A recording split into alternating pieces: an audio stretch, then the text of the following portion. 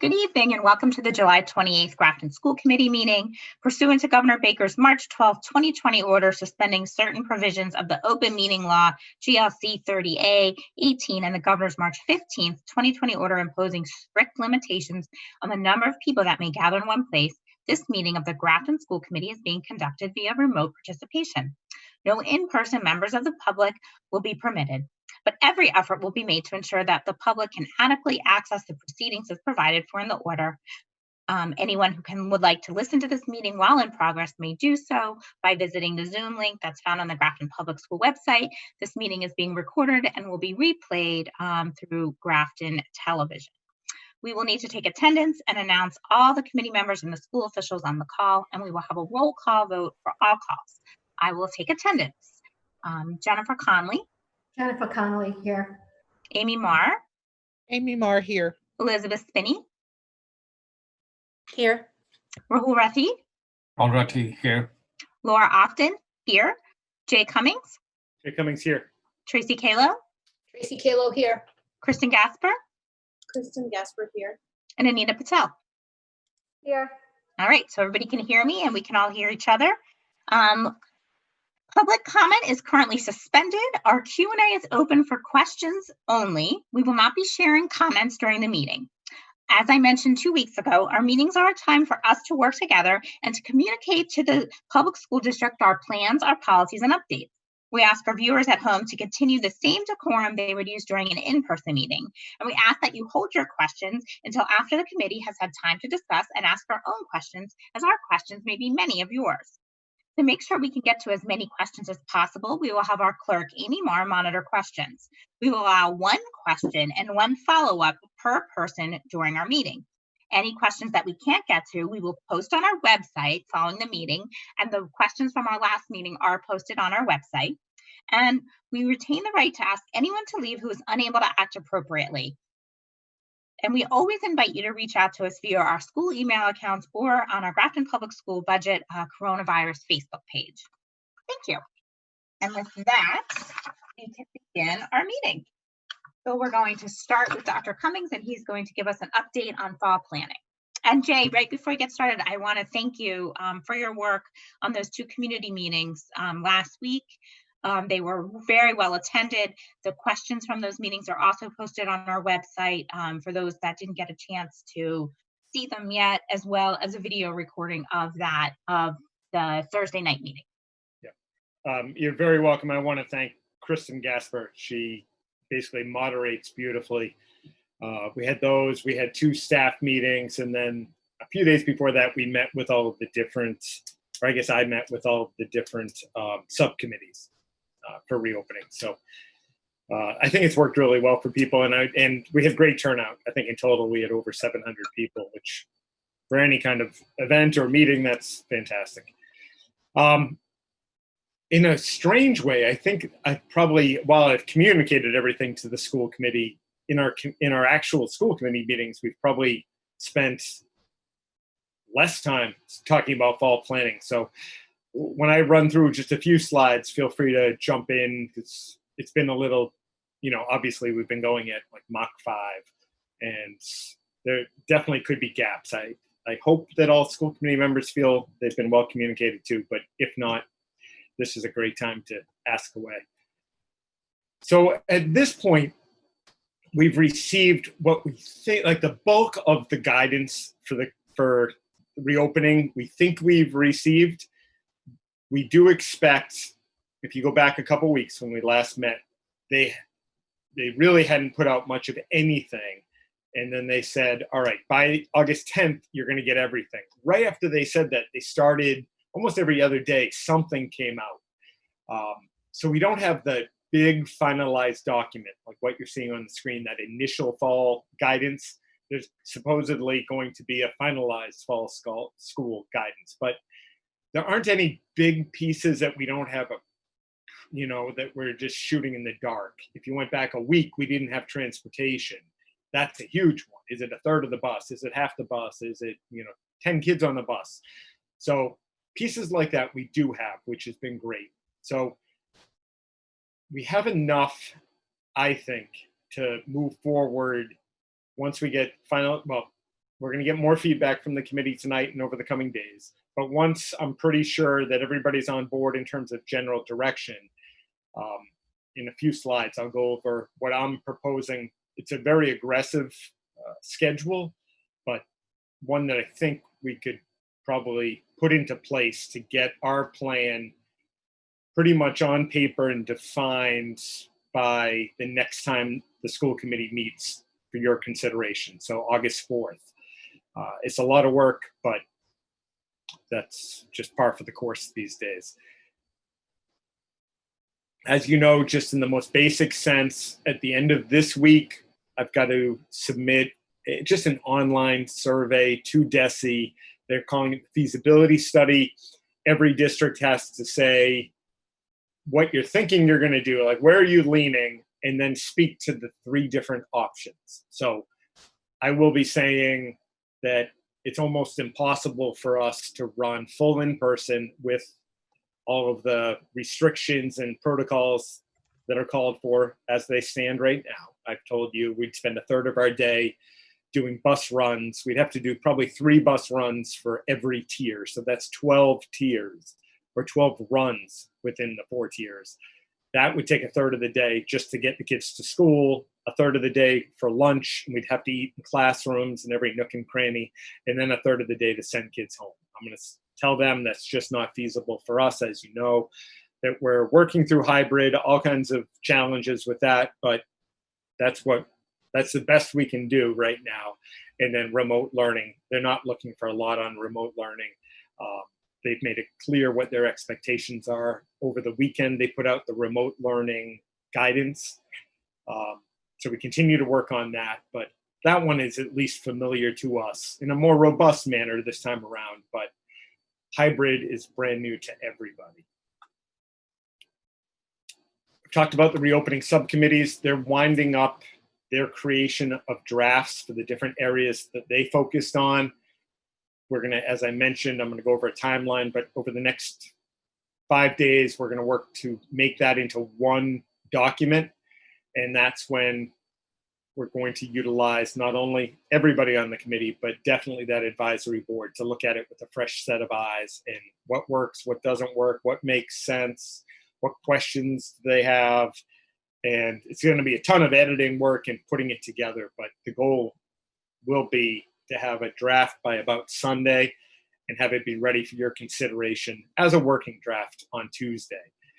Knowing full well, again, that we could get surprised with whatever DESE comes out with for finalized guidance. And we're going to obviously take that guidance and have to fit it in, make sure it's in line with what we're recommending. We talked about the reopening committees, again, over 50 parents, staff members, students, community members. They've been fantastic. And all their work is basically coming to fruition and being finalized this week.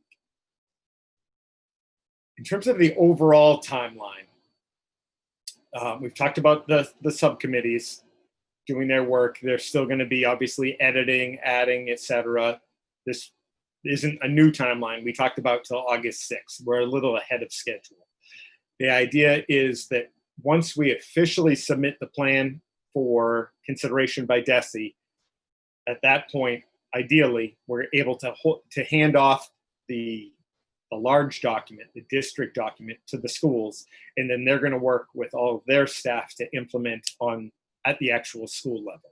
What we can do at the high school, how we move kids around, et cetera, is going to look different than it does, say, at North Grafton Elementary. I mentioned on the bottom in the orange that finalized DESE guidance. At the pace they're going, we haven't received anything in the last couple of days, but they seem to be ahead of schedule. So August 10th, I'm hoping doesn't come to fruition. Instead, it's by August 2nd or something. And then we talked about the handoff, and then we're going to talk more about this, but yesterday, DESE and MTA came to an agreement. They're going to reduce the number of required student days to 170 from 180 and provide at the beginning of the school year all districts across the state with 10 days for teacher preparation, getting the schools ready for the start of the school year. When I talked about, Liz? yep, On that last slide, Jay, is that date at the bottom in the yellow, is that supposed to be August 12th? it was August 12th. They've now said August 10th Okay, for submission. So so what I we're think, go ahead. going to be able to, because we meet on the 4th and we meet on the 11th. We don't meet on the 11th right now. We moved that meeting because we had too many people on vacation. So we meet on the 4th and the 28th, but I'll let Jay answer the rest of that. Well, 'cause we what have I discussed think, that. if this all works, and it's fairly aggressive, but our goal would be to have that draft for you, for your consideration, and for ideally a vote on the 4th, with the understanding that, again, we're hoping that we've at that point had received everything we need from DESE. But if there is something that they just haven't put out, we're going to have to put a giant asterisk on it and say it's going to have to be either modified. Odds are it's going to be modified slightly. I can't imagine what they're going to come out with in guidance after really the beginning of August that's going to be a game changer. I think it might be, I don't know, maybe instead of the 3-foot minimum, it's a 4-foot minimum or something like that. Okay, We should be able to roll with. If not, it would be a blow to every district, and everybody would have to reset, would have to reschedule, and have school committees reconsider if it's significant. I'd be very, very, very surprised if that's the case. We do have a call with the superintendents have a call with the commissioner tomorrow at 12:30.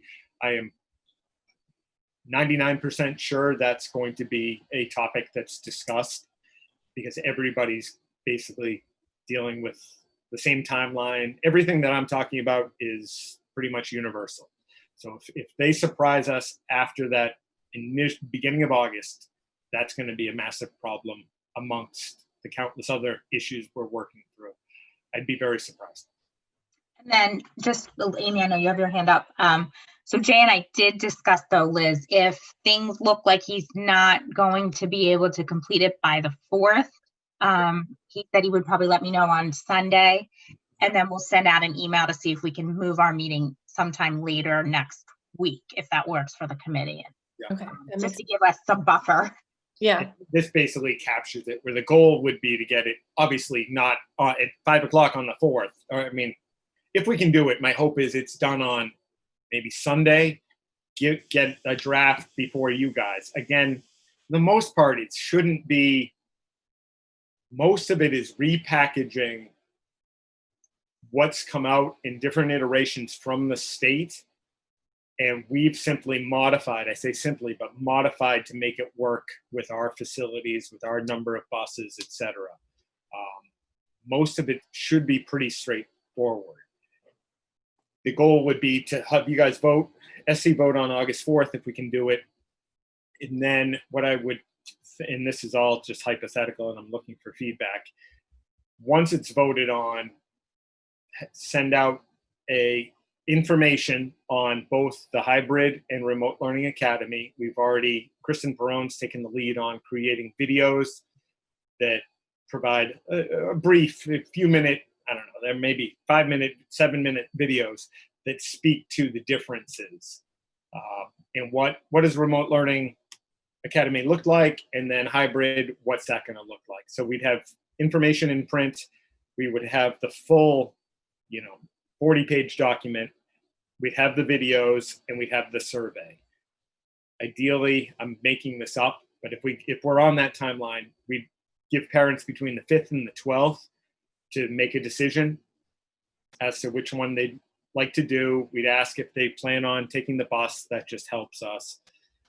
And then once we have that information, let's say it's due on the 12th, we can begin finalizing our staffing after that for a few days. And then that gives us almost a month, like 3.5 weeks to go from, all right, we know what we're doing, we've got a plan in place, and we are set up staffing wise.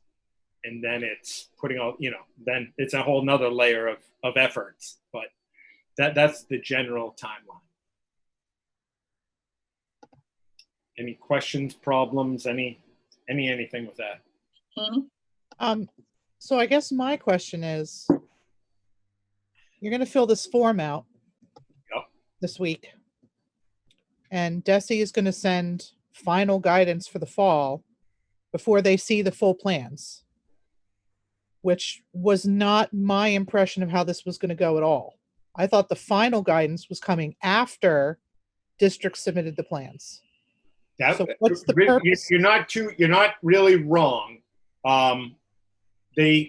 We had a couple weeks there, you might recall, where we didn't have any guidance, anything come out. Right. That's when they set that timeline.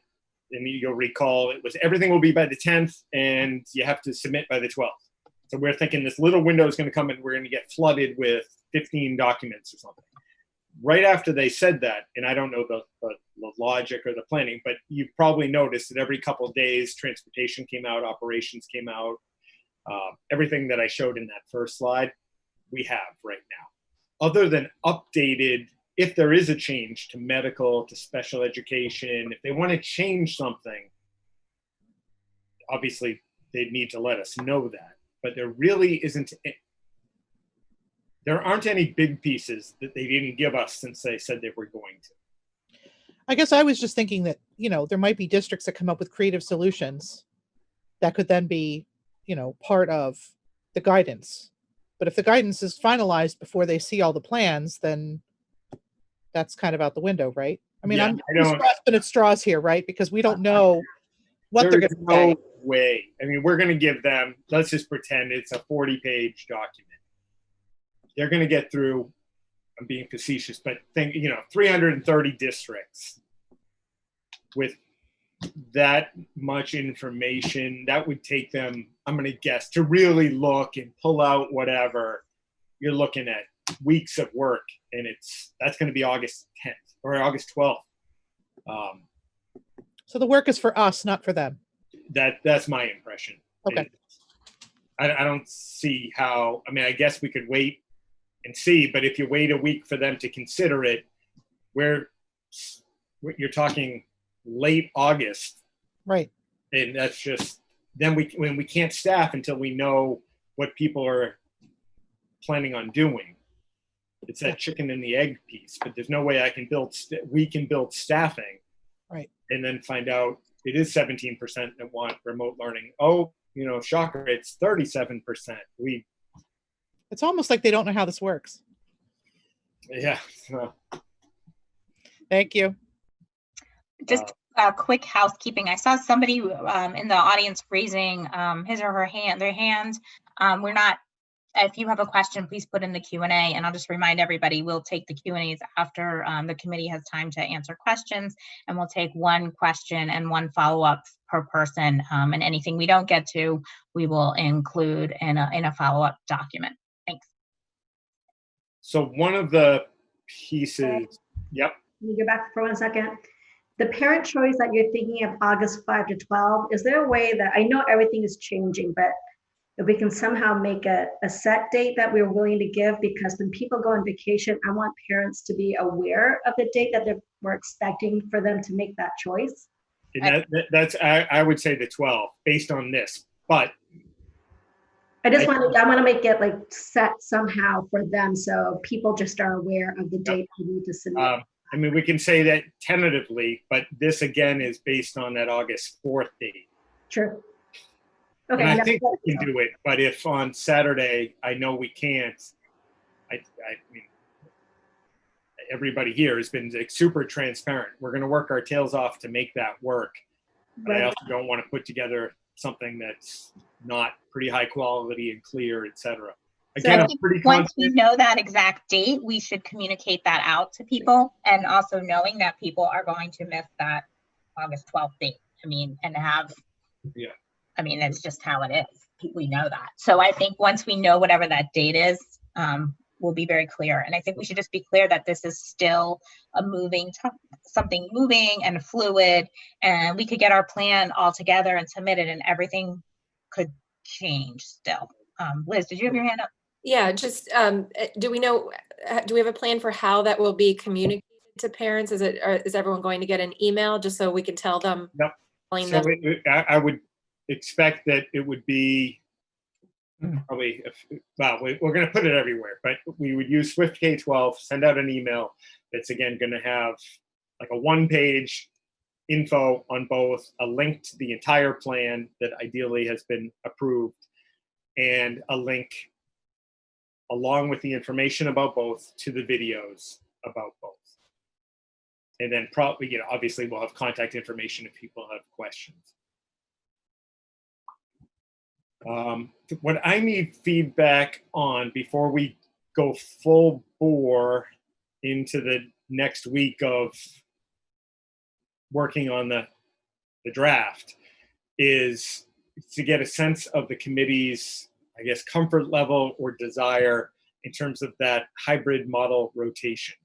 I've been, since way back when DESE first, in the medical group associated with DESE, recommended that week-to-week rotation. That's obviously, and I think I was very open with, that's what we're going to work through, and we have done that. But if the committee decided that for whatever reason they wanted to go with in another direction, and well, there are really two options. I've heard of districts talking about doing 2 weeks on, 2 weeks, you know, like 2-week rotations, or more common, the shorter rotation cycle where kids either go, you know, 2 days a week and 1 day everybody does remote, or everyday rotation. Like,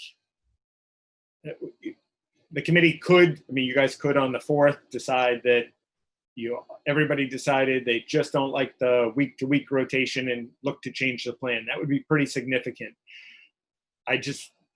That's probably the biggest question mark that I just want to have guidance on before we do all this work to build all the schedules and put everything in place. I gave you, I will be happy to go through it, but I gave you the pros that I saw for both, the cons for both. I reached out to the president of the State Pediatric Association just to see if that is still the guidance, where that week-to-week rotation is considered safest and preferred or recommended. And he said that it still was, and agreed with my thinking, which was really based on their thinking originally, if you will. No rotation is going to be perfect for everybody. It's just impossible. But I think in my mind, we've consistently said that first principle is maximizing safety of staff and students. And if that week-to-week does that, or increases our odds of doing that, that's obviously that's my recommendation. But if anybody thinks otherwise, this would be a good time to tell me.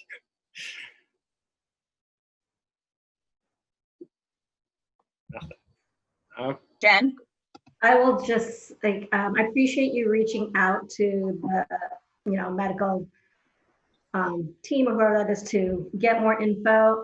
As a teacher, I prefer the 2-1-2, but after reading your most recent update, I agree with what you're proposing is probably the best thing for the safety of everyone. And it's just a better way of tracking. So, but thank you. Before the info you provided, I was thinking the other way. And so, I appreciate you going a little bit above and beyond to get the details that we needed. So thank you. Liz? Yeah, I agree. I was sort of coming from where Jen was as well.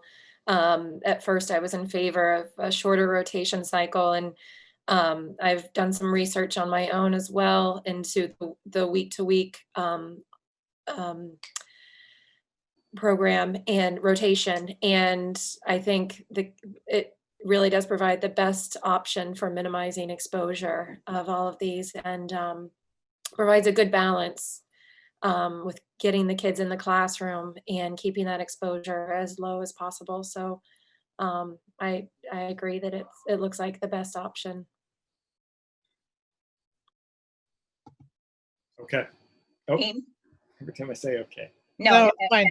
I was going to echo what Liz said. I've been doing some reading too, and I reached out to some friends of mine in the medical profession, and they're all saying the same thing, that the districts that are going to do this 1-2 or 2-1-2, it increases the risk of exposure when we're not supposed to do that. We don't want to be doing that. But the other concern that I had about it was attendance. Parents are frazzled. We're trying to work. We've got kids at home. We have kids going to school. Trying to keep track of what day is what day, and which, are the kids in school today? Or are they not in school today? I think that week to week is easier for many parents. I won't say most, but many parents. It's easier for the kids too to know, okay, this is my week at school. Next week I'll be at home. Even little ones can kind of catch on to the pattern there. But I also appreciate you looking into it. But I'm confident that the week to week is going to work best. Okay. And again, we're going to then therefore we will run with this plan. This, you guys could, for whatever, something changes dramatically, we could change course. It would be hard schedule wise, but everything's hard this summer. It's hard changing slides. So that feasibility plan that's going to be submitted on Friday, I can take screenshots and send it to you, but I ran through it today. There's not much to it. It's going to take like 15 minutes probably to fill it out. And again, that plan, that really isn't a plan, if you will. It's basically the superintendent telling the state what we're up against is pretty much what it says. So I'm, in essence, I'm pretty much going to say exactly what I said before about in person. Why I just have to fill out a text box that says, the food service issues, transportation issues, space issues. So we're not going to do that. Hybrid, this is what we're doing, but it's a challenge with space, with, we need more definition about who would go every day. We do need more guidance.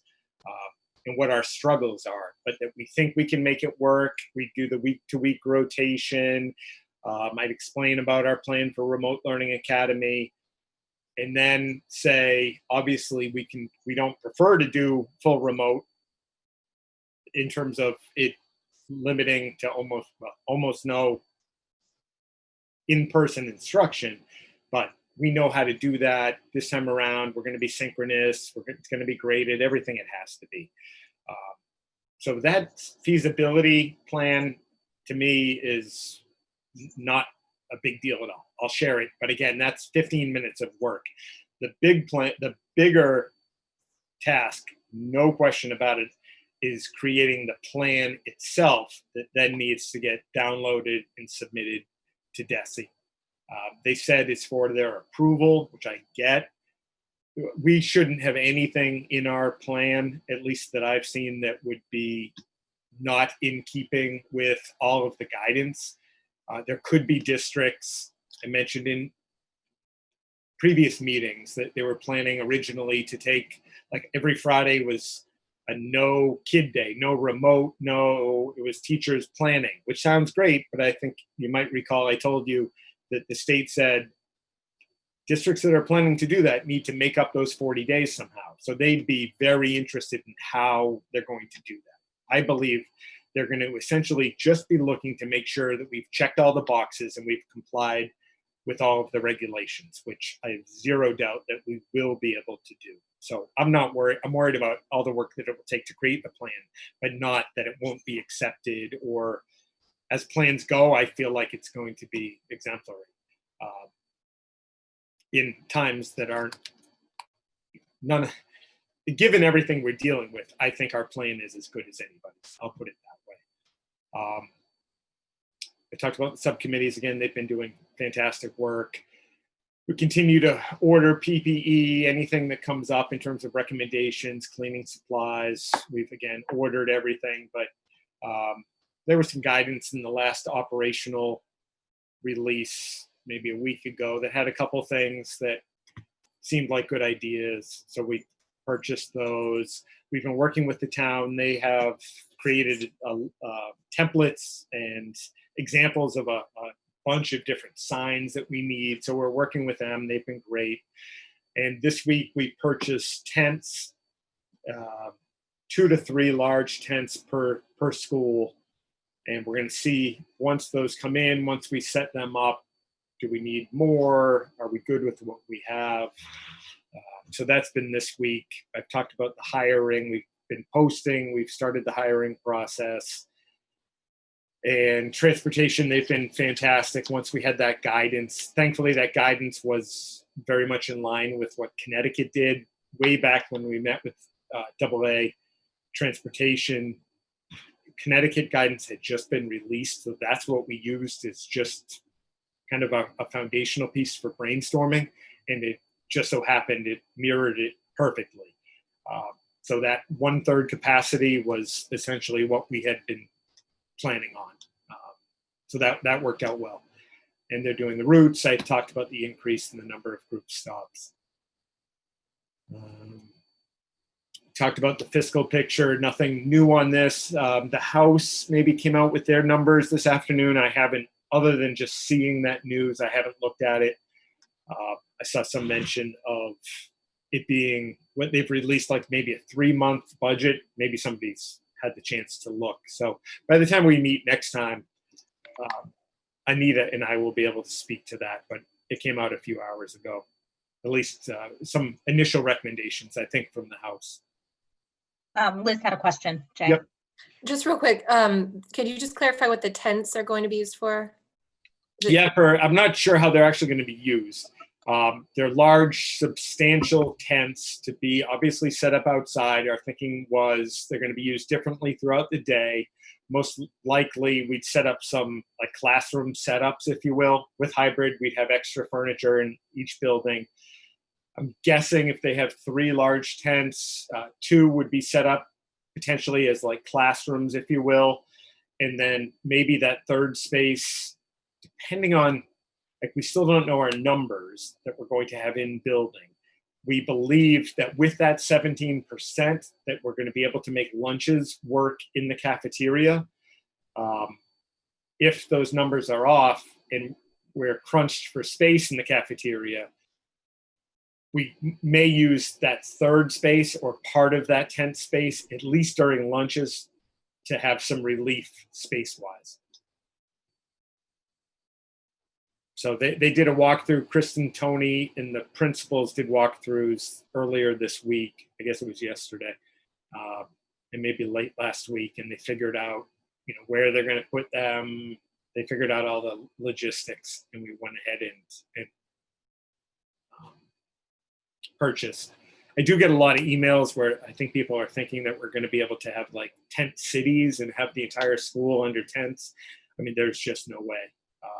Yeah. It just wouldn't work.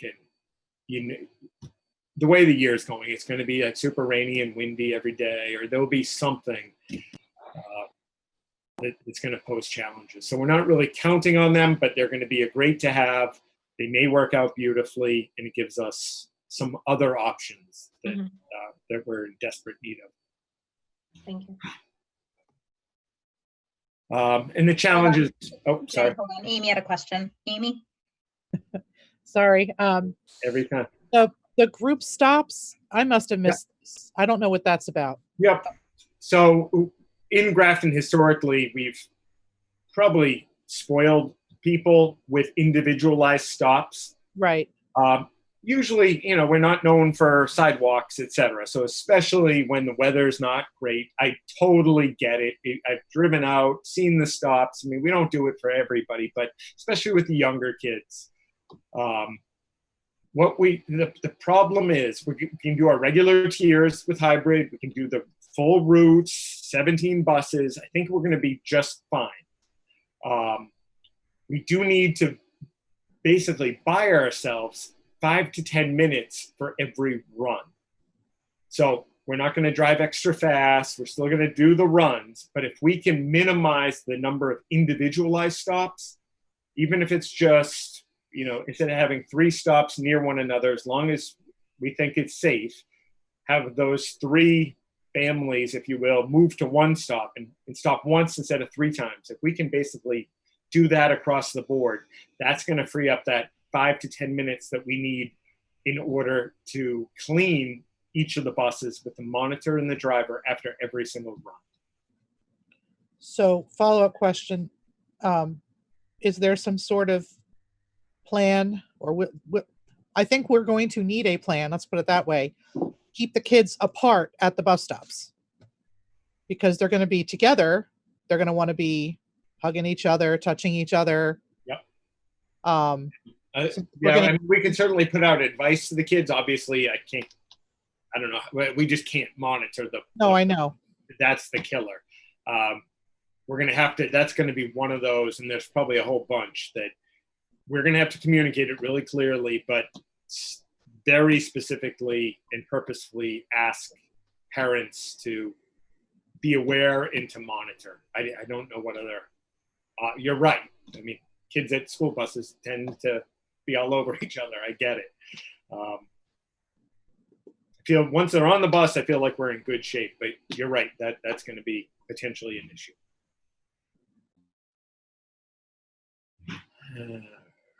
And then all I had was obviously the challenges. I don't believe any of these are new to you. I think we've done a really good job with everything, all the challenges that we've had. If we are able to get that plan together sooner, I think that might help in terms of the anxiety and the frustration. So if you know of anything that we can possibly do to help in terms of anxiety and frustration that we're not already doing, certainly please let me know. And that goes obviously for school committee and anybody who is listening tonight. And with that, I can take any questions you might have. All right. Are there any other questions from the committee before we open it up to the public? Jen? So I appreciate you doing the Zoom with the parents. I think with the community, I think it helps a lot with people's anxieties. I think I just appreciate everything that went into it, and I think they do too. So thank you for doing that last week. You were talking about the draft plan. So the draft plan, we're submitting a hybrid draft plan. Do we have to submit a plan also for the other two, or just feasible? No, just what we are actually doing. Okay, so that will help you guys. And then I had one more. Okay, so just when it comes, not really with the opening, but for the safety for the teachers, are we providing, for those who cannot, are we providing accommodations, or if they want to work, if they want to teach, what do we have things? I'm not really sure. Like, just I want to make sure that we have the safety of all the teachers, and if those who want to teach are able to teach. Yeah, I mean that's a tricky one, just in that there are all kinds of individualized issues, and Kristen does this brilliantly, but she's going to have to work through with the guidelines that she has on the HR end with any individual who has issues. And we, as you said, we do need to make accommodations, reasonable accommodations for those individuals. There's a very high likelihood, not just in Grafton, but across the state, that even with accommodations, whoever doesn't feel comfortable returning. And that, if you can't find if you offer reasonable accommodations and it's still just not enough, there's a very high likelihood that individual simply will eventually won't be working, if you will. Those accommodations only go so far, and that's a tough reality, but that is reality. Okay, thank you. No, it's something that I keep going back to in my head. Yeah, you already know we're incredibly fortunate to have Kristen, but she's been working. Today we talked with GTA leadership again. She talks to our legal counsel all the time. She's been working through guidance that was put out regarding HR, right? Almost exactly what you're talking about. It's really complex. It made the symptom protocol look like a walk in the park. But she's been working hard on that, and we're confident it will be ready. We have communicated to our staff. I mean, we did this months back. Like, if you have any questions, concerns, individualized situation, reach out to Kristen. If she doesn't know the answer, which she might not, she's going to work with that individual, through the process to hopefully come to a resolution that really works for everybody. Thank you, Jay. Thank you, Kristen. Liz, saw your hand. Yeah, thanks. And this is a follow-up about the teachers. In this hybrid model, and let me know if this just hasn't been decided yet, but how are we going to decide which teachers are teaching in school and which are teaching remotely? Because as I understand it, tell me if I'm wrong, but we'll have, like at Millbury Street, if we have 6 teachers in a grade, 4 will be the designated in-school teachers. Yep. And then we'll be doing remotely. Are we just looking for volunteers and trying to make it work? Yep. We'll most likely, well, we'll certainly post for the Remote Learning Academy, and that's like its own thing, if you will. If you go with the 6 teachers at a given grade at Millbury Street, all 6 are going to be teaching from the building. So even that teacher teaching a remote group is going to the building, is still meeting most likely in person with the other teachers, sharing materials, etc. I think Chris and I will probably, I don't think we've worked through that one, but I assume we ask for preference, if you will, but we need to be, and we have the management right to, which sounds harsh, but we need to have a good balance. We wouldn't, and let's say with that grade 3 model, let's pretend we had 2 brand new teachers. We probably wouldn't have the 2 brand new teachers both do the remote. We'd probably look to get a balance and maybe pair a new teacher with a more experienced teacher, since they're going to be working together. We'd love, and I'm sure we'll get teacher input on who goes where, but we are going to have to just make some decisions and assignments. And can I ask a quick follow-up? So I'm guessing the answer to this is we just don't have the space, but have you given any thought to say taking 3 teachers and pairing them with group A, and then taking another 3 teachers and pairing them with group B, so that those teachers are only exposed to that group of students for the duration? I'm guessing that just if the numbers work out, I mean, it may be an option. Yeah, I mean, there are pros and cons to that. We'll definitely look at it. If the numbers all fall into place, which would be a small miracle, but if they do, we certainly could consider that. Yeah. Thank you. I'm sorry if anybody else has a question, but I just want to follow up on what Liz asked. So how would that work then? Would the group A teachers then have to teach remote the week that their kids weren't there? So then they would be doing remote lesson plans, in-person lesson plans, remote lesson plans, in-person lesson plans, kind of thing? That's probably the biggest drawback. If the numbers worked out, that would be the drawback, as opposed to their room is set up for in-person. They've got it down. It's a change. Everything about it is a change. Yeah. They've at least got the mask breaks. As simple as it sounds, teaching is complex and it's super hard on a good day. Now with all this stuff, I think I'd like to hope that with supports, if we did it the 4 and 2, that they've just got it down pat. We might find that that's just not the case, and they need, just for sanity, they need that week of not doing in person. I mean, I don't know.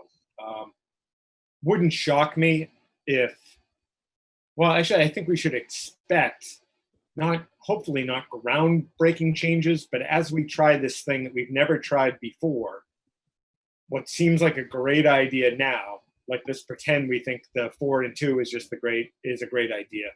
The teachers could come back in September and say, geez, let's try whatever. And I'm sure they're going to have more input. I mean, in a normal time, we would never do all of this stuff we have teacher input, but not nearly what we normally have. You'd have a year to do this, and we'd get tons of teacher input and have pilots and try it. Like, right. If we can do it, trying some new thing, trying some slight variations when it works would be a good thing. And if that works, fantastic. If it doesn't, we can always fall back. I think what you said is, I think it was in the remote learning guidance that came out, or somewhere I read it, about surveying in October or early November if we're still on this method, and really being prepared to kind of to change. And Yeah. we just, I think we have to maybe just, at least for me, I need to have that mindset going in that this isn't June, September to June, possibly. This could be, we don't know, and we're going to have to be flexible. And I think the earlier we kind of, or at least for me, the earlier I get to thinking that, the better it is. Yeah. I mean, everybody, obviously everybody's doing the best they can, but nobody's done this. It's crazy. It's just crazy. Liz. And of course, I think with this conversation, we're mostly talking about K through 5th grade now, but I would also think switching back and forth, it would be hard if, you know, a class is in person and maybe they don't get to something during that week. And then there's got to be communication with the remote teacher that, oh, well, we didn't get to this, you've got to cover it. And then, you know, she or he's got to switch their plan, and maintaining that consistency with the same teacher would be, I would think, one other plus of trying to group it that way. But I know there's drawbacks too, so. Yeah, if we can make it work, even if we could try it at a grade level or two, I'd be all for it. Anybody else have any questions, Jen? Go, Rahul, after Jen. So you mentioned if the guidance, so I know the guidance right now from DESE is 3 feet apart for the desk. Do we have a comfort level of what our plan currently has, that if they change it to 4, we're still good, or 5? Do we have a roundabout number that we're okay with if they change it? Yeah, we'd be fine with 4 or 5. 6 is kind of that's a 6 is depending on the number of kids that do Remote Learning Academy. If it went up a foot or 2, I think on average we're at 4 or 5 anyhow. Okay, thank you. And we haven't stripped out, you know, all non-essential furniture. We haven't had to do any of that so far. Rahul? Jay, I'm not sure if we talked about this today, but I read if there are some parents who want full remote, right? And I think I read it was for the 1 semester, was it, or something like that? Yeah, that actually is, I haven't changed. Well, it'll be changed in the plan, but I don't think I've updated you guys. In one of the pieces of guidance that came out, or maybe it was I don't remember where it came out, but I originally was thinking like a semester. What we don't want is kids just ping-ponging back and forth. Like staffing-wise, we just couldn't do it. 1 kid we could handle, but if it's groups of 25 that are, you know, every week jumping back and forth, we're going to go crazy. The guidance did come out that you can't lock people into a full semester. I need to say, I think it was 4 weeks at the longest, something like that. Okay. But I will try to get it across to parents that, and we're hoping that the commitment is long-term. It's not try it for the first 3 days and see what you think. So long-term, you mean like 4 weeks, or could it be longer? Yeah, right. Okay. You'd need to give notice, Correct. right? 4 weeks. Almost like registration. If somebody comes to register, we do it as quickly as we can, but it's not, they walk in from Ohio and that day they're jumping into period 2. You know, we've got to get a schedule together. We need to, in this case, we need to change staffing potentially, which is tough. Any other questions? Jay, do you have any more information about that remote university versus the hybrid going home and remote and learning remotely? Yeah. Like Maybe, just an overview, you mean? yeah, just I Learning think a Academy? quick overview of what that remote university is. We've had so many questions about it. Is it taught by Grafton teachers? And I know there's a lot still up in the air, especially on the high school level. So it's Remote Learning Academy. And we have to, along with every district, provide something for any parent K through 12 who, for whatever reason, can't or doesn't want to send their child back to school. We need to engage that student roughly that full 6-hour day. And it can't be, maybe a meeting on Monday and here's work to do and I'll check in with you Friday. It's it's going to, across the board, and this is in that remote guidance, be more synchronous. They haven't dictated is at 50% on Zooms with teachers. They haven't said that, but our plan right now would be to have Grafton teachers, and the number of teachers would depend on the number of students we have sign up. But let's say roughly the ratio wise, it being representative of an average class size. So 1 to say 19 to 25 at the most. That teacher is with those students. This is all the way up through about 6th grade. Like your 3rd grade, we'd have one teacher working with those. Let's pretend they had 20 students. Those 20 students, and every day they're running through a schedule that mirrors the basic schedule that the students have historically experienced in terms of reading, writing, math, projects, specials, what have you. Again, very, very Zoom heavy, but also utilizing what technology we have access to do that. So that's Grafton teachers. Most likely at the middle school level, and again, the reason I have that caveat of most likely is our staffing is going to be dependent on the number of students we have sign up for this. At the middle school level, we'll most likely create like 2-person teams at each grade level.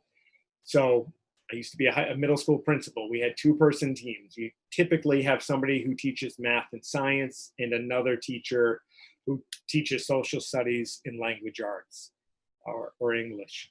And then we'd have a 3rd person being a special educator, and we'd have also, depending on the sign up, have access to paraprofessionals. And they would run through, as a 2-person team would, they'd probably, let's say they had 45 kids, or let's say 46, 2 groups of 23 who are going to bounce back and forth between teachers as they would in a typical school day.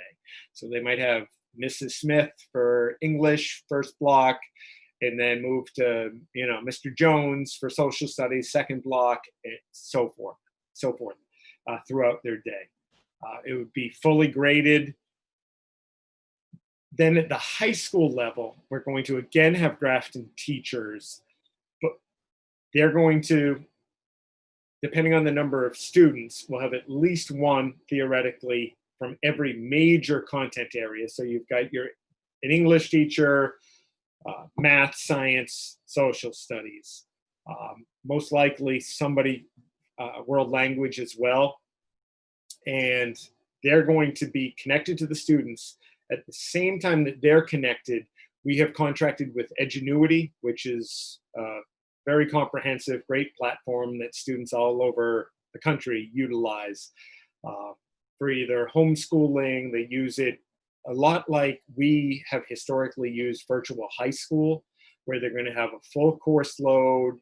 It's very interactive. There are the touch of a button. We have the tutoring module associated with it, so they can not only reach out to one of our teachers, but they have the online chat, either in person or through chat, built into the learning system, where they're talking to an actual person about whatever their question is, whatever any confusion is. They can, some of it's graded, the quizzes that are graded online, like you've all taken online tests, but also writing assignments and projects that are graded by our teachers who are connected with that program only. We are dependent on partnering or utilizing a platform at the secondary level to the greatest degree because of the complexity. For us to fully staff a virtual or remote high school, you're talking minimum, say 30, 40 people to provide whether it's manufacturing, whatever it is. We can also utilize our staff for the kind of the special areas. So our hope is that students are going to be able to participate, be it synchronous with our students who are in person, or simply with our teachers on chorus, band, any of what we think of with specials, but outside of the core 4 areas. So that's what we're working through now, but that's a general overview of the Remote Learning Academy. And again, students in the Remote Learning Academy, as long as we're not going back to school as normal, that's going to run all year. So once you're in the academy, you're in it for the entire year.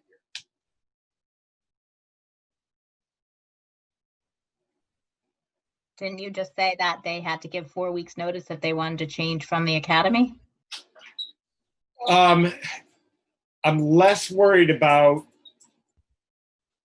it's more the kids going into the academy that we need notice on. Okay. You have to, either way, any movement you have, we have to do it. That was basically the guidance, that you can't just say, you picked it, you're stuck for a semester. Not that I'd want to be that callous, but we're kind of panicked about big groups of kids moving. So I would think that unless, most cases we're talking about, a couple weeks, maybe.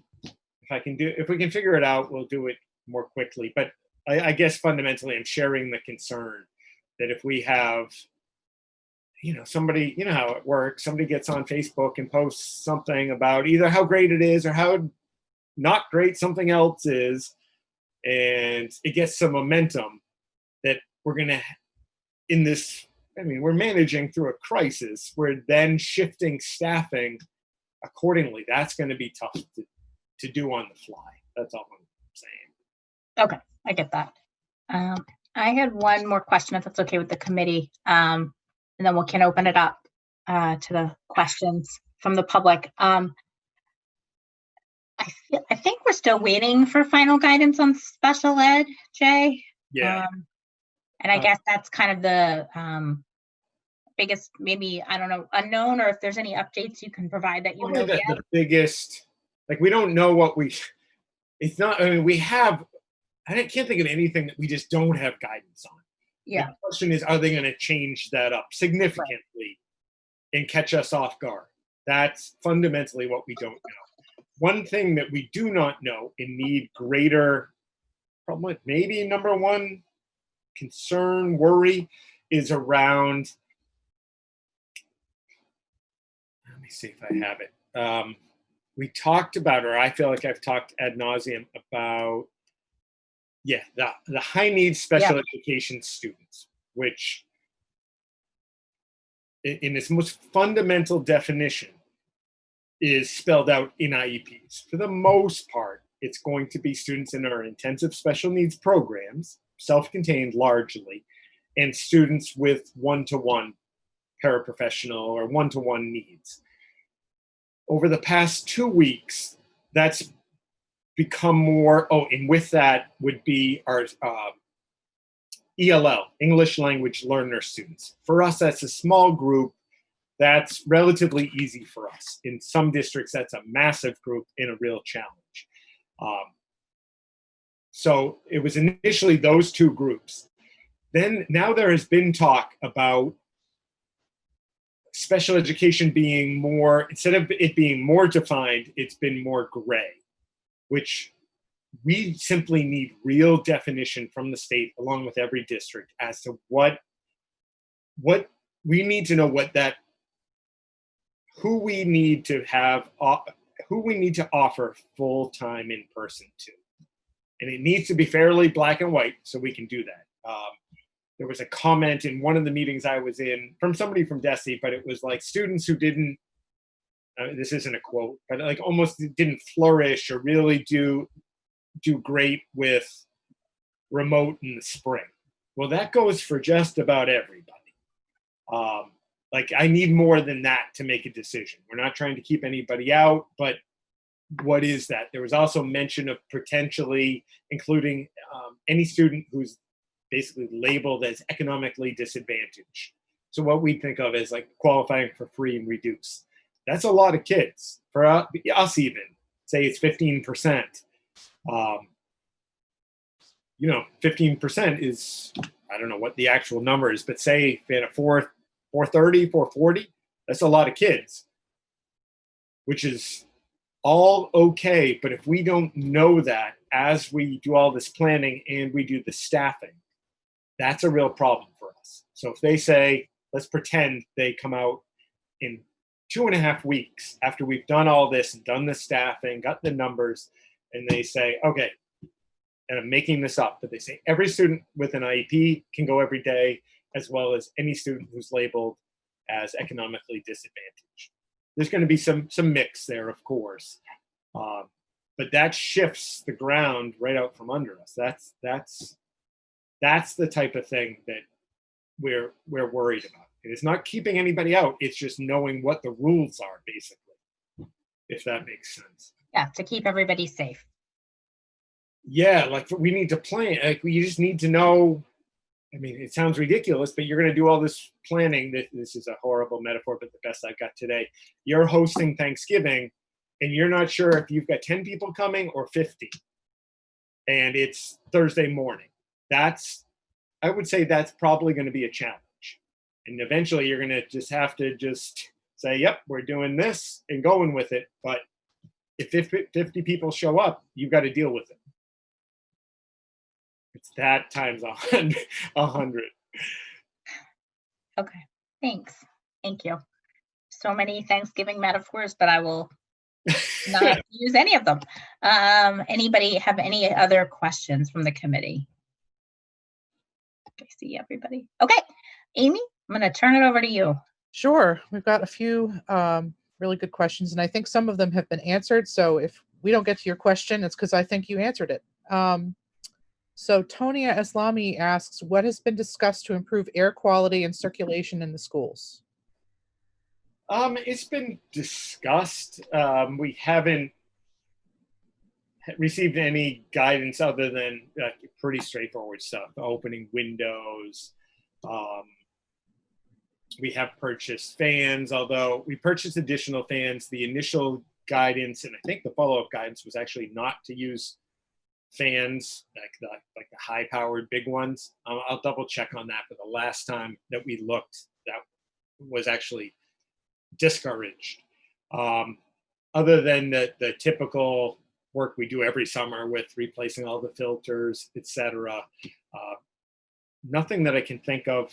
One exception being that the primary nurse offices, plus, you know how we have to set up a second area that's like essentially a quarantine room for anybody with symptoms, anybody who's not feeling well or we think may have COVID, are going to be in that room as kind of like the waiting spot, staging spot, if you will, to be picked up by a parent going for staff and students.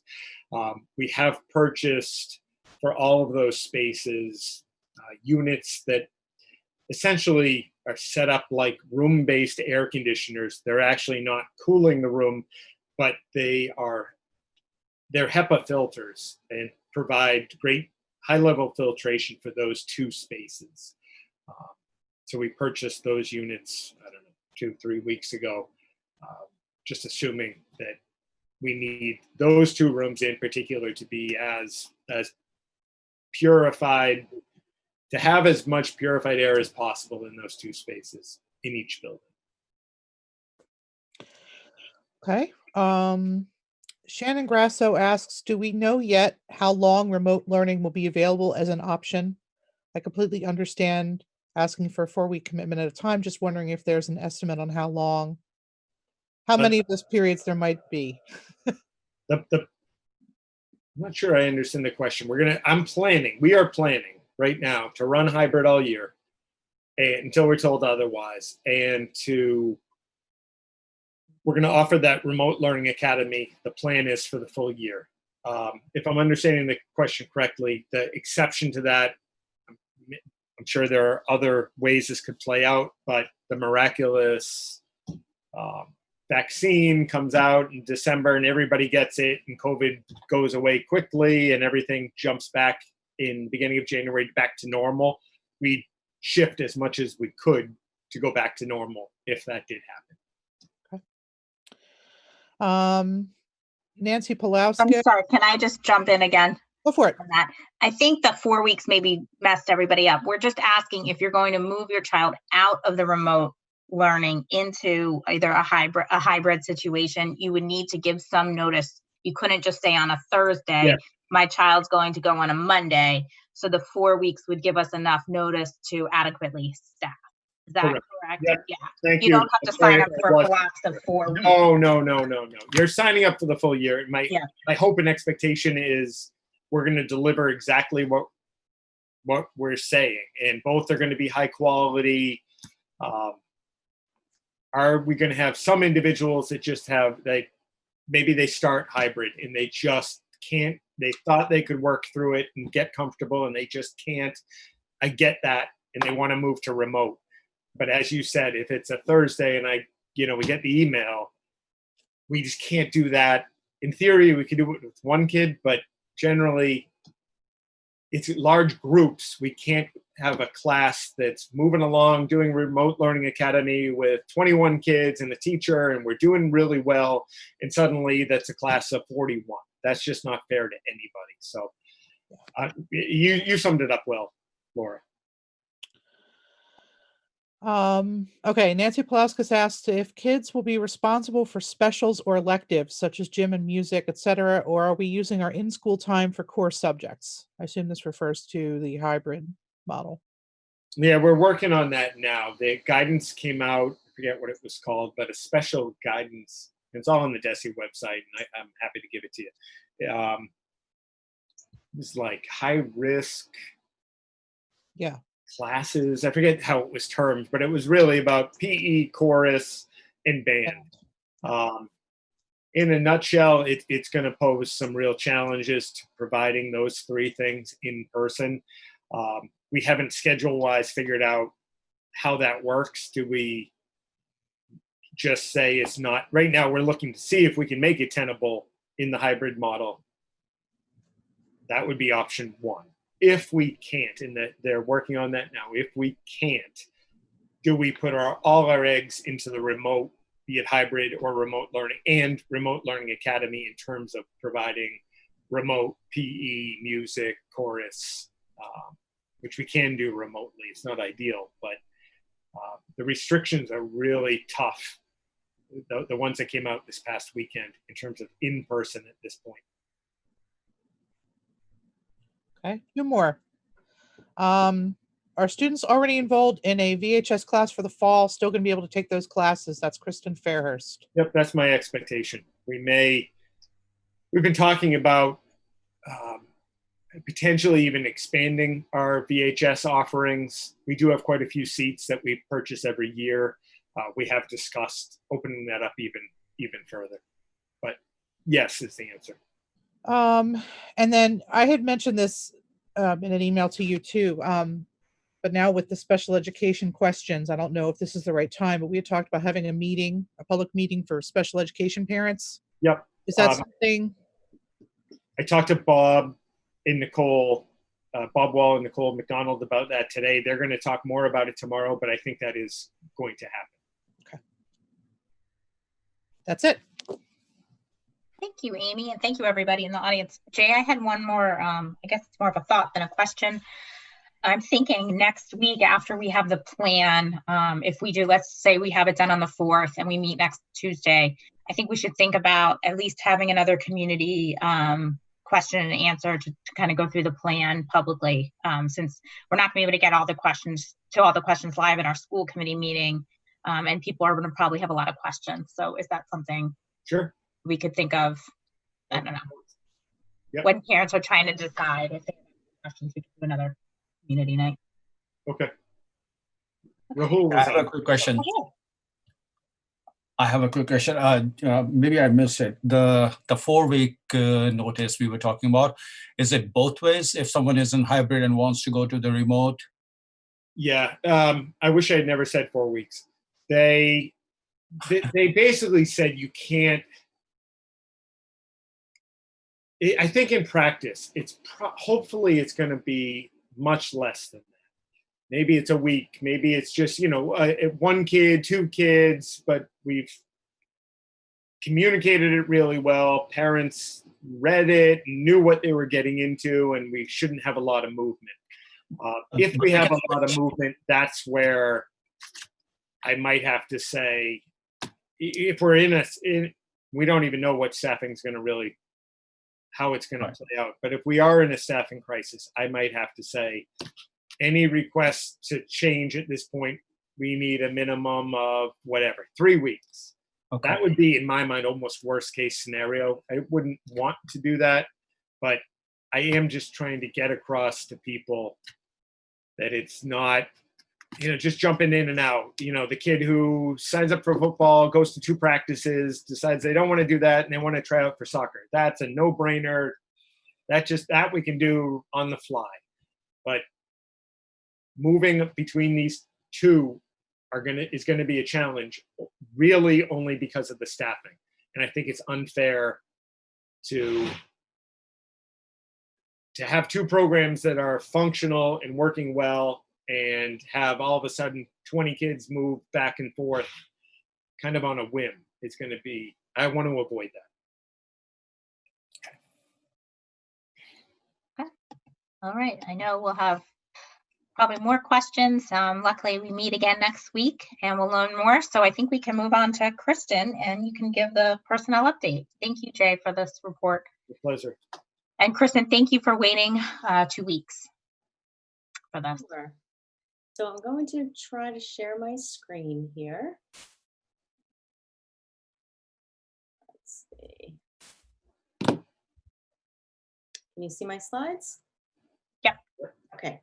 So I'm not sure if it's good or bad that I'm following the fall reopening plans, because I know that there was a heavy presentation.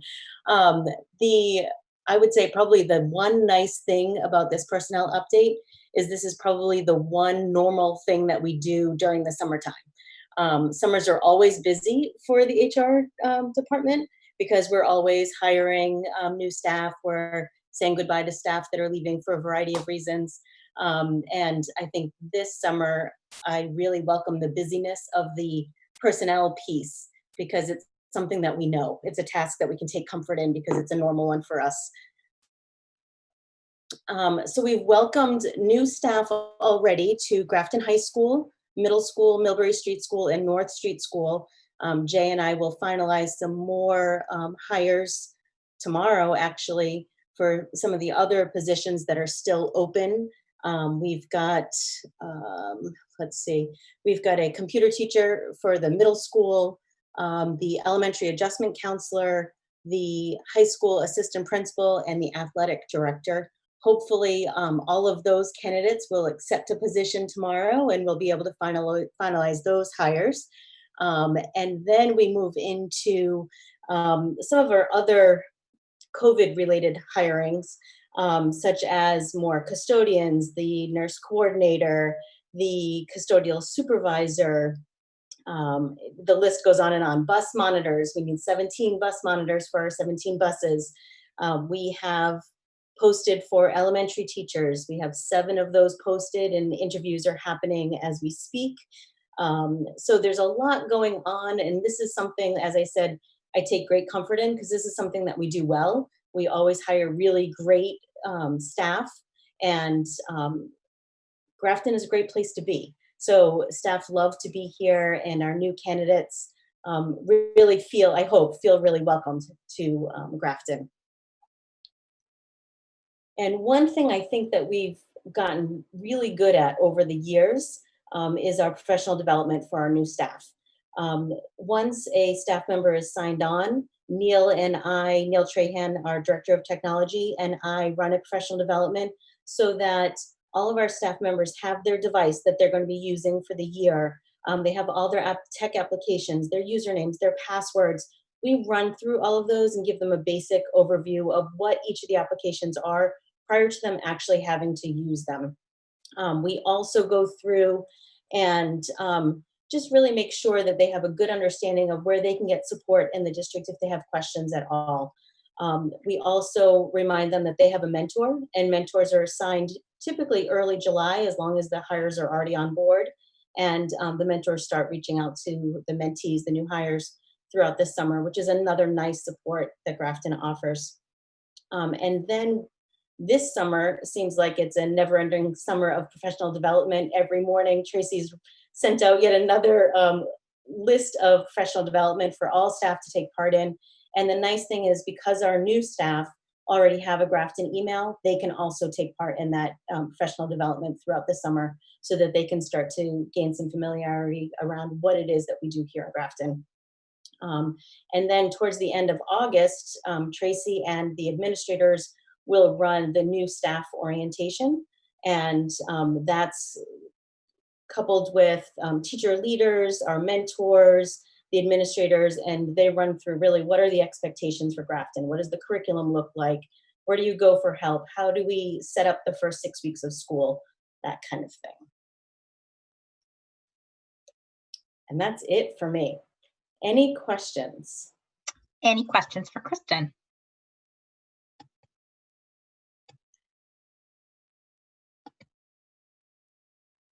I have a quick question then, Kristen. Are you seeing, are we still attracting people? I know that there's just a lot out there of people not being really wanting to work in schools right now. And are you actually, is that something you're seeing across the board, or have we been able to get a lot of candidates? Interestingly, for our elementary position, we had close to 200 applicants. Wow. Yes. So I think that, as Jay said in one of his earlier presentations, I believe earlier in July, we really wanted to get out ahead of the game and really start to post and attract those strong candidates early on, rather than waiting until the end of August. So I think we've been fortunate in that we're ahead of the curve. And I spoke to Steve Wiltshire today, the principal at North Street Elementary, and he said that the candidates are fantastic that he's been interviewing. So I really think that we're in a good place with hiring. I'm glad to hear that. Thank you for all your work. So I continue to see people in the audience raising their hand. So if you have a question, you can put it directly in the Q&A. So you can lower your hand and we can get to it.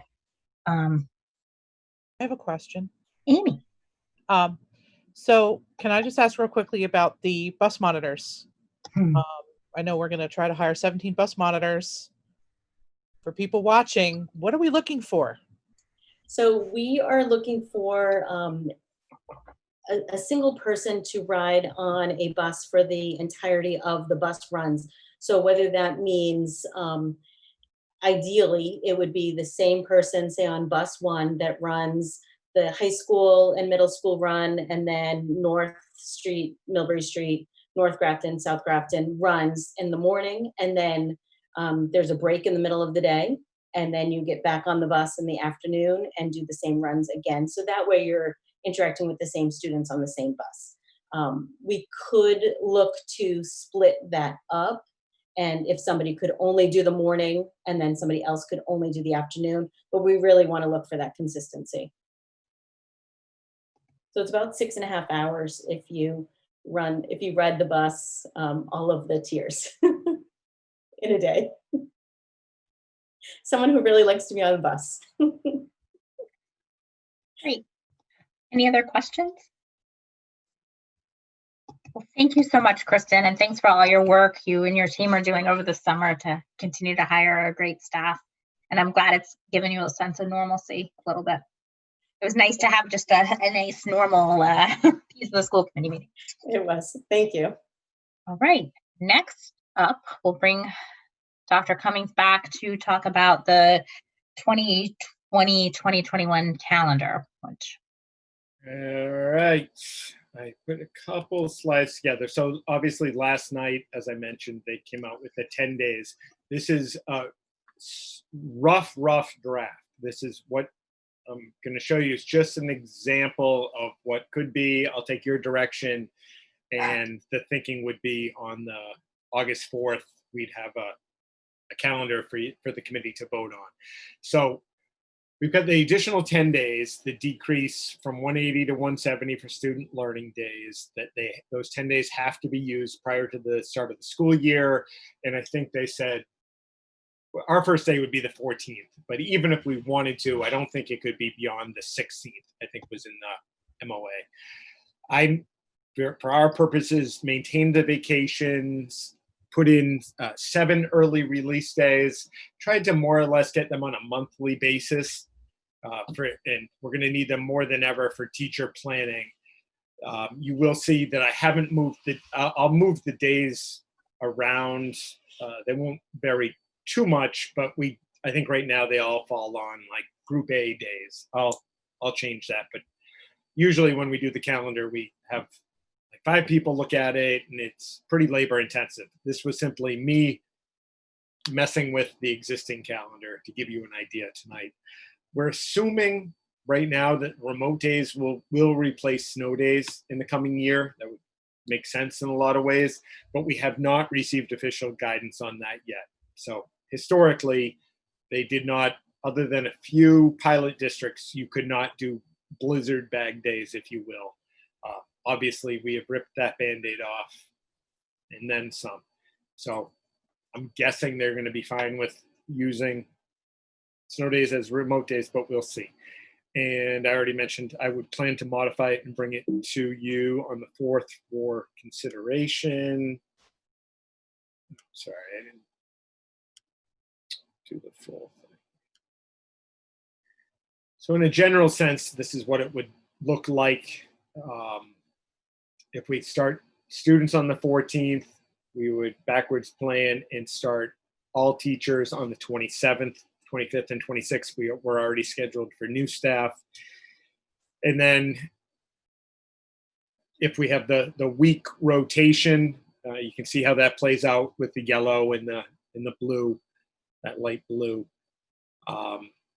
The green would indicate half days, early release. Right now, they're just put in there as placeholders. They'd have to be, the challenge is not a massive challenge, but I'd need to go through it probably with a couple people and make sure that Group A and B are as balanced as possible. Right now, I think just the way it fell, almost all the half days are on Group A. We won't, the finalized version won't be that. I did keep in all of the vacations, all of that stuff, which obviously you could modify if you wanted. And I kept in the parent-teacher conference day on the 4th. You could change that as well. I'm assuming unless something changes, we'd most likely have it be virtually done, but we could keep it. And with all of that, our last day, and I'm going to have to count this about 20 times, but by quick math with the very rough schedule, I believe our last day, the 170th student day, would be June 15th. I saw your hand. Yeah, Jay, I actually was going to give you some kudos because as much as you said you just were messing with this, I put all these dates into an Excel spreadsheet today, and yellow A and B both had exactly 83.5 days. Well, that was pure luck. So great, fantastic, really brilliant on my part. I didn't put a half day. I didn't put a half day in November just because November is so choppy. But you could. We've got that 11th in there. Or no, the 3rd. I take that back. You know what? I can already say I made a mistake because, but we're going to find other mistakes. So this is just, again, that's why I stressed the rough draft. That Tuesday, November 3rd, election day, we were scheduled to have off. Yeah. Assuming we're doing in-person election. But I can see it's going to be stuff like that does come up. But I did want tonight you guys just to, if you had any initial thoughts or problems, I welcome them. But this is pretty close to what I think it's going to end up looking like. I want to call out Liz for putting everything in a spreadsheet. That is super impressive. I didn't even consider it. Me neither. That's awesome. That was going to be my question. See if A and B exactly the same. Of course. Good question, Jay. Was the 31st supposed to be the initial first day of school for The teachers? first. Oh, teacher, sorry. I'd have to look. I don't. No, it was. Yeah, it would have been the 31st. It's So, one day. yeah, so I'm just wondering if like going 2 days earlier, does that, I'm not sure. Like, I mean, have you talked to the GTA? I just don't know. I did. Yep, Okay. I talked to the GTA, one of the co-president or the president, I guess, Angela, today. It doesn't mean that it was an informal conversation, but I did want her to see this before we did it. I asked if she foresaw any issues. I mean, the other option is we could start on the 31st, but we're going to then get out at the earliest last day, the 17th. Right. The sense she had, and she did not do a survey, this was just informal conversation on the fly. She was confident that this was the best setup. Okay.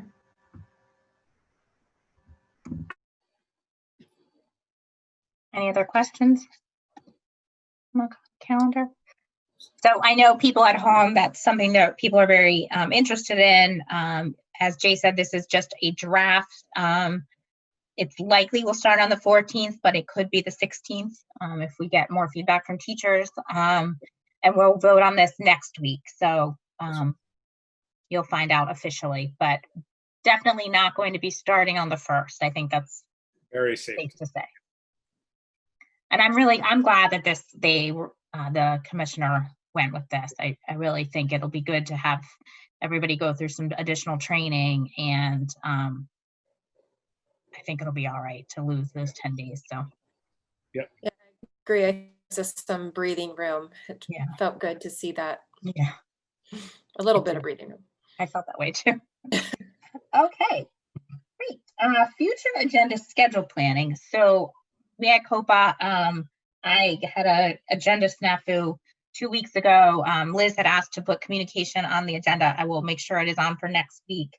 Jennifer had asked Steve to look at the holiday calendar. I'm assuming they meant for homework because of our policy with the homework on that, Jen? Yeah, just for this, yeah. So Yeah. we provided one a few years ago. I think Yeah.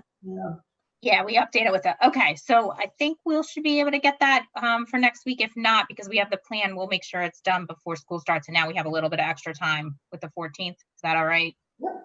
And then I don't normally do this, but I think in next week, most of our meeting is going to be discussing that plan. So maybe we just keep a lighter agenda on that so we can focus unless somebody has something urgent that they want to discuss. And then I promise I am really good about getting things on agendas under normal circumstances. Okay. Well, if you do think of something, just shoot me an email. I'm going to try to do the agenda tomorrow so we have time to catch any errors. All right. And then we have an approval of minutes. Thank you, Debney. She did a great job with an intense meeting last week. You'll see in the drive, it's an amended or a redacted version of the letter, so people's private information weren't in them. Thank you, Jen, for pointing that out. But all the letters are the same that you've already seen. I just redacted things. So if you feel ready, and then usually, so I think there were some questions.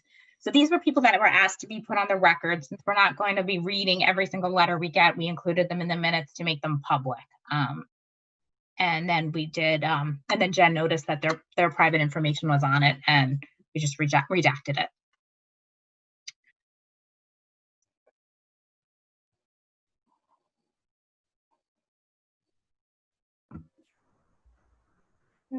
And make a motion to accept the minutes, or does anyone have a discussion before I make a motion? Oh yeah, Amy, were you gonna make a motion or did you have a question? I had one item, it was minor, on page 6.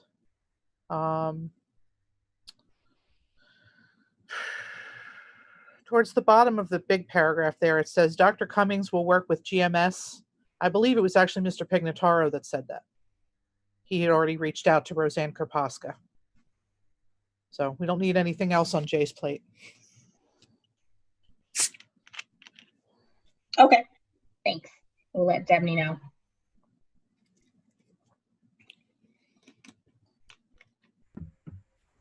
So I make a motion to accept the July 14th minutes with the corrections as written. Second. Motion made and seconded. Any further discussion? Okay, this will be a roll call vote. Liz Spinney, Aye. Rahul Rati, Aye. Amy Marr, Aye. Jennifer Conley, Jennifer Connolly, aye. Laura Austin, aye. Motion carries 5-0. Great, thank you. We continue to have this budget placeholder. Jay, do you have any updates, or Anita, on the 2021 budgets?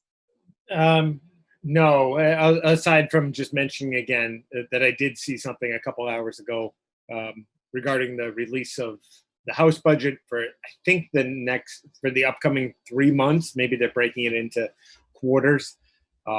So on the 4th, I expect we'll have information as to what that budget looks like. And I know there was mention of circuit breaker in particular. Yeah, yeah, that would be nice to have a final budget. Yeah. Okay, and we have a warrant. Any questions on the warrant? Liz? I was just wondering, the 64,000 to Severin Intermediate Holdings, is that for Power School? Anita, do you happen to know? I don't know off the top of my head. It is. Okay. Oh, look at that, Anita. Nice I job. looked at it yesterday, so you're right. Okay. Any other questions? Question. Okay, I'll take a motion. I make a motion to approve warrant number 5, dated July 30th, 2020, in the amount of $152,335.50. Second. Motion made and seconded. Any further discussion? All right, this will be a roll call vote. Jennifer Conley, Jennifer Connolly, aye. Amy Marr, Amy Marr, aye. Rahul Rati, Rahul Rati, aye. Elizabeth Spinney, Aye. Laura Austin, aye. Motion carries 5-0. Thank you. Thanks, Anita. All right, and now we have fees. You want me to speak to that, Laura, to get the discussion going? Yeah, I mean, sure. All right. Well, I shared that memo, and basically we're not scheduled for a vote, but you're welcome to vote on it now, the 4th, whenever. Eventually, we need to have direction as to what the committee wants us to do in terms of the collection of fees. I did reach out to area districts. I only heard back so far, it's just today, from Shrewsbury and Northborough, Southborough. Shrewsbury has suspended their bus fees, and that's understandably, that's all they've even had a chance to discuss. So they stopped those. They haven't touched, they have a bunch of fees. They haven't done anything on those yet.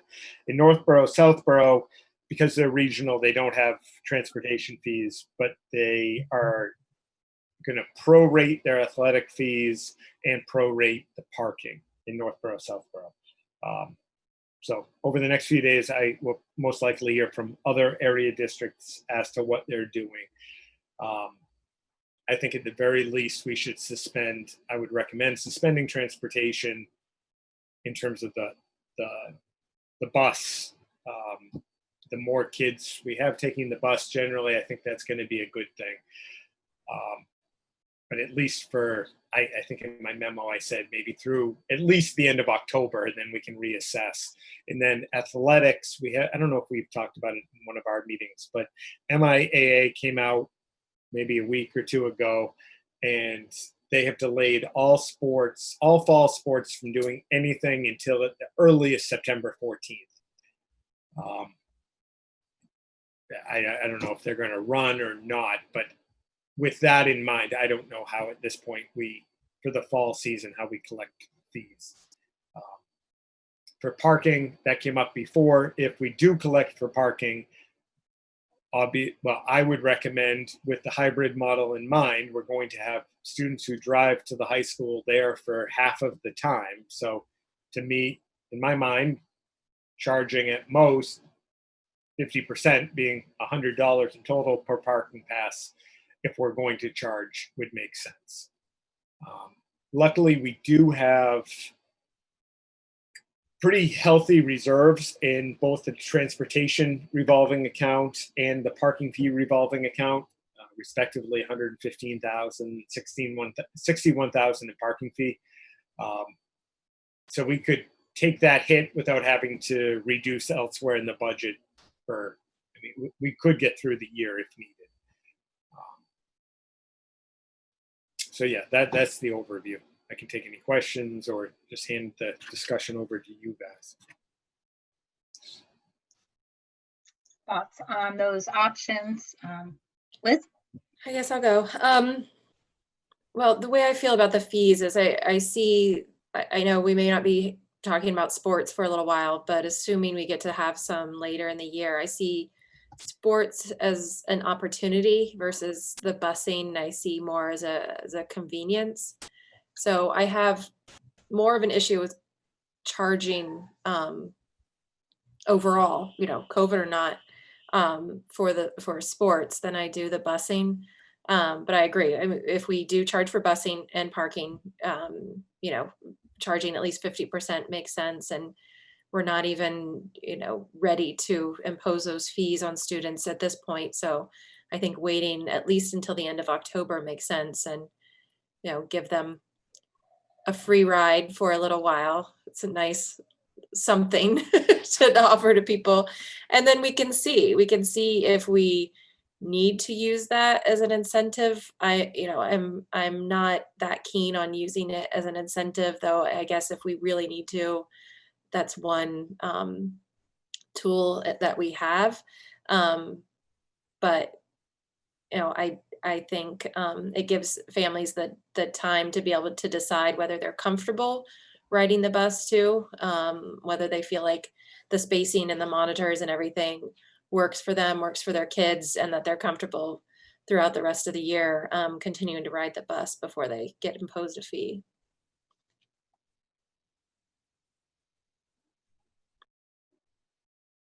Anyone strongly disagree or agree, Lynn, with Liz? Amy? I do agree. I think that,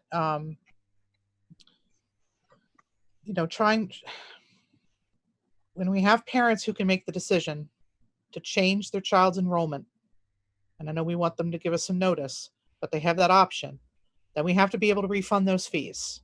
And that's just going to be a giant pain. If we have parents starting with hybrid, going to remote, we still haven't figured out the refunds from last year, I guess. So there's that on top of everything. I said at the last meeting that I supported suspending fees through the beginning of the year. Go for the first semester, get everybody in a good place, and then make some decisions. I don't think we're going to have sports this fall. I'll be bold and put that right out there. The pro sports can't figure it out. We're not going to be able to figure it out. You can't keep kids safe when they're slamming into each other and they can't wear a face mask. It just doesn't make any sense. They're saying football players should not be wearing a face mask. They're going to be spitting everywhere. Kids are going to get sick if they're playing things like football, soccer, that kind of thing. That's why I was really hoping MIAA would switch it and have the kind of low contact sports from the spring do their season in the fall. Things like golf, tennis, those things, cross country could be done without contact. So this is a long way around of saying that I think we should suspend all fees for the first semester of the school year and then see where we're at the end of the first semester.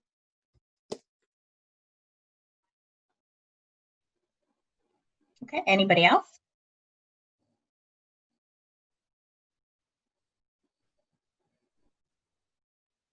So I would love to just make a vote or a motion on either one of the options. If somebody wants to make a motion, we can vote it up or down, and just move on from fees for a little while, at least until October or January. I tend to agree with Amy, but everybody knows I'm pretty much anti-fee anyway. So I actually just don't, I don't think you should charge for kids to go to school, but, and whose parents don't have the being able to drive them. So anyway, I'll just say that one more time.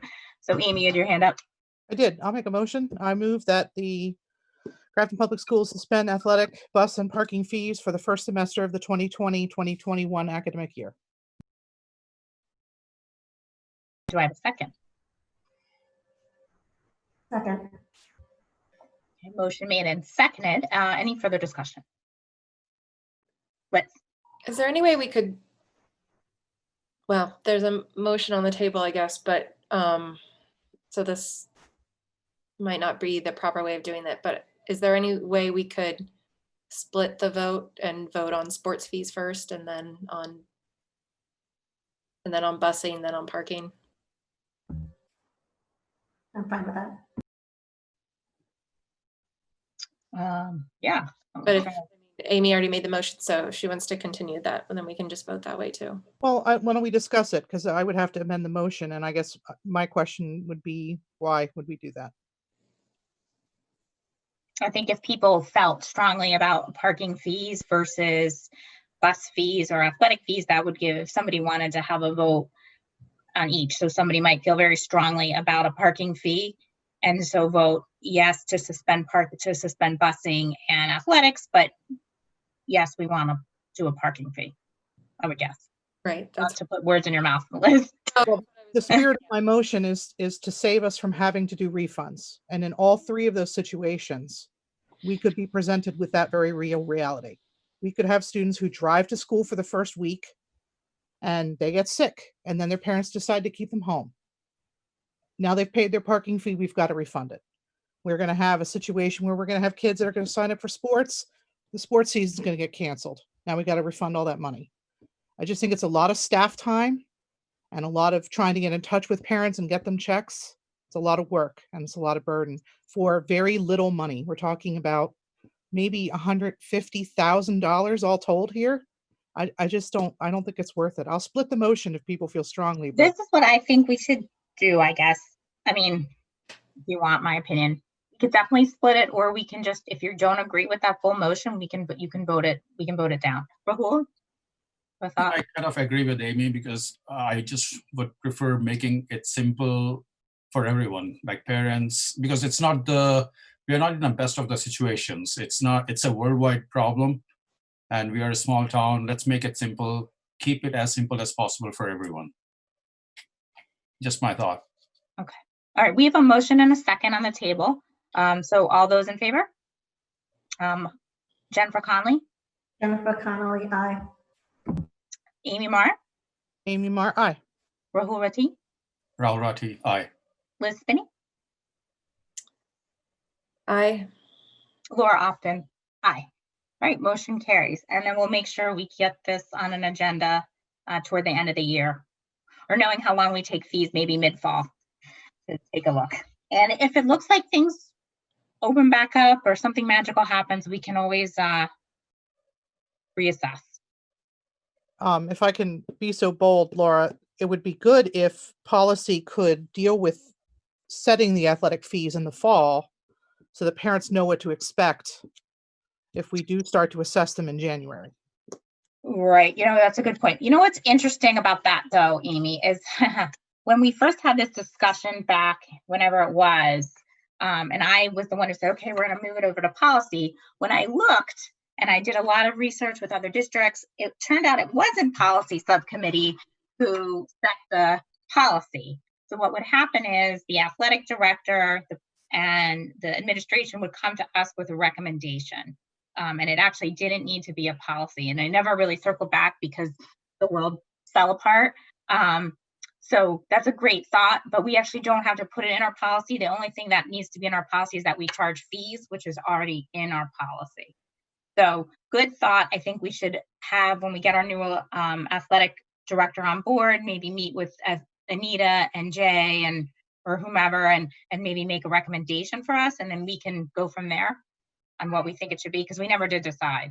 Well, that sounds great. Yeah, I didn't know about that. So that's awesome. You wouldn't have, because I never communicated it. So I apologize for that.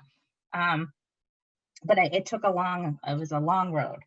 But thank you for everybody. I know this fees are difficult. And again, we're going to probably be changing, who knows? So at least we're set for the fall right now.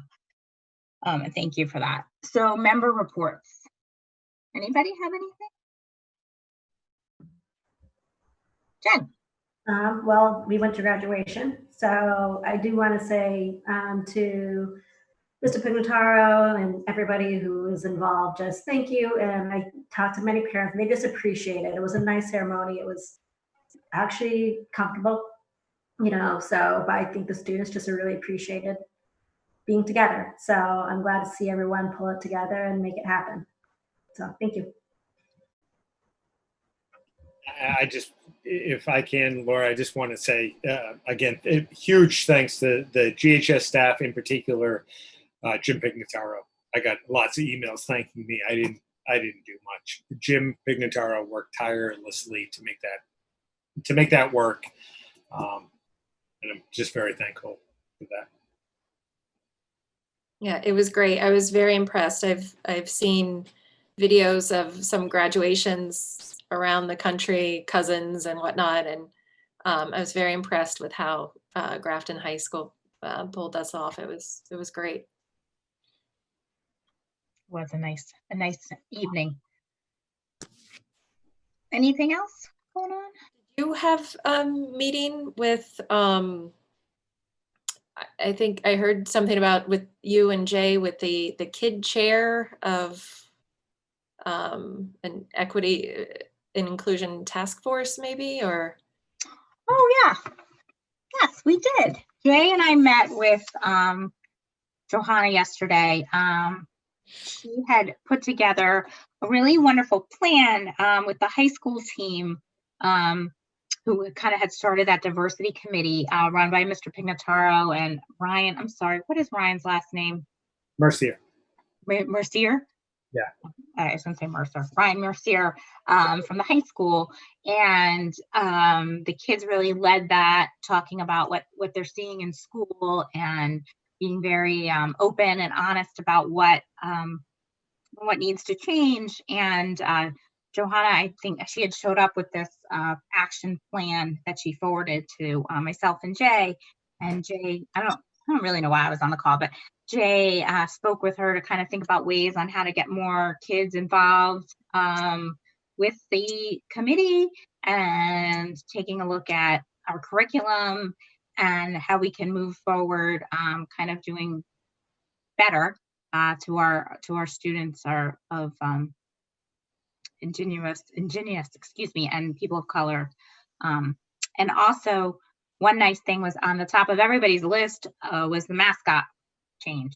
So it was nice to hear that and not have that be something that we needed to discuss. So good job to all of you. But Jay, you probably should give that update more than me.